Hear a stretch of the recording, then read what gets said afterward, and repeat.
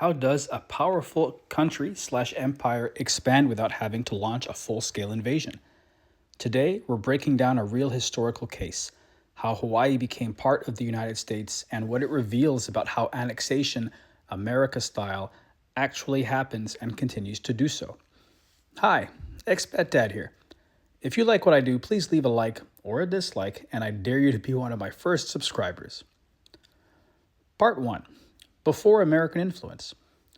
Before America, Hawaii was home to Polynesian societies organized under the kapu system, a strict set of religious and social rules. Power was regional, not centralized. Hawaii, for the most part, went about its business. That is, until King Kamehameha I. He was a tribal leader in Hawaii who some said had prophecy about him. It turned out it was correct. He didn't just conquer rival chiefs. He adopted foreign tools to do it, namely American, Western firearms, ships, advisors, British and American mainly, gave him a decisive edge. Through warfare and diplomacy with American support, he unified the islands. This is the first key pattern. External, in this case American technology, plus local ambition equals consolidation of power.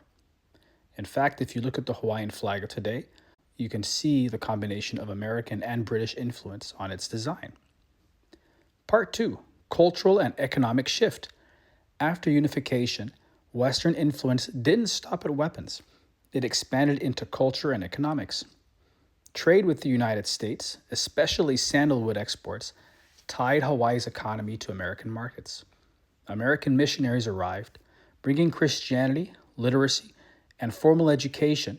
Under Kamehameha II, the kapu system was abolished, creating a cultural vacuum filled by Protestant Christian missionaries that came from the United States. Under King Kamehameha III, Western-style law, land ownership, known as the Great Male, forgive me for the pronunciation if it's incorrect, and governance took deeper root, giving American sugar planters an ascent to power. English also became the main language in Hawaii for business and diplomacy, making it an unofficial main language. The second pattern, economic integration plus cultural influence equals long-term dependency. Part 3, foreign economic control. By the mid-1800s, American settlers, especially sugar plantation owners, controlled much of Hawaii's economy. They owned large portions of land, exported sugar primarily to the United States, California, became economically indispensable. The economic benefits allowed Hawaii to modernize in ways it wouldn't have been to otherwise. Meanwhile, Hawaiian royalty like King Kamehameha IV were educated by Americans in his early years, reflecting deeper cultural alignment. But this created tension and raised questions. Who really held power? The monarchy or the economic elite? Which culture really reigned in Hawaii? Hawaiian culture or American? Part 4. Political pressure and power shift.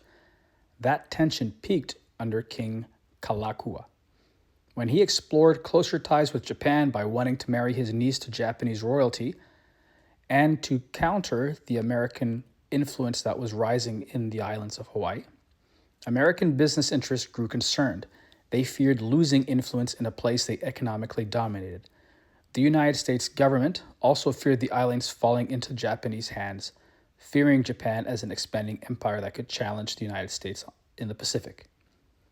In 1887, armed militia, often called the Honolulu Rifles, forced the king to accept the Bayonet Constitution, stripping the monarchy of power and giving political control to American property-owning elites. Third pattern, economic power begins to demand political control. Part 5, economic shock and overthrow. Then came a turning point, the McKinley Tariff. This law removed Hawaii's trade advantage in sugar exports. Plantation owners faced serious losses. Their solution, remove the monarchy entirely. In 1893, a group of American-backed elites overthrew the Hawaiian government. With support from U.S. representatives on the ground and the U.S. Navy, they established a provisional government. A few years later, in 1898, Hawaii was formally annexed by the United States. Final pattern. Economic crisis plus political leverage equals annexation. Part 6. The bigger pattern. Looking at Hawaii, annexation wasn't a single event. It was a process. First came the adoption of foreign technology and systems, in this case, American. Then came deep economic ties to a larger power, which in this case was the United States. Then there was cultural and institutional alignment, in this case, American English and religion.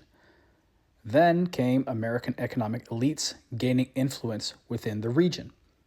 Finally, a moment of instability occurred, which led to political intervention. Take a look at countries that you know today. Are we seeing this process taking place as we speak? Part 7. Modern comparisons.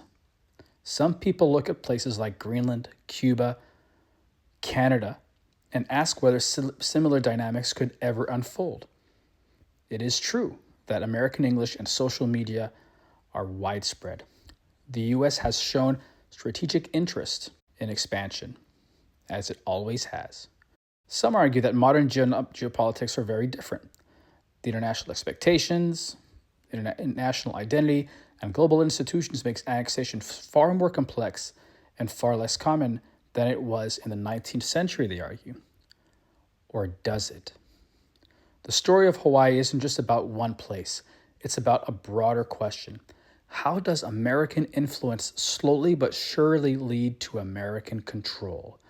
And at what point does economic partnership become political independence? History doesn't repeat exactly, but it often leaves patterns behind that some can see today. And in this case, with places like Canada, Cuba, and Greenland, we are seeing it repeat itself. Thank you for listening. Please leave a comment. I look forward to hearing your opinion on the matter. Have a great day.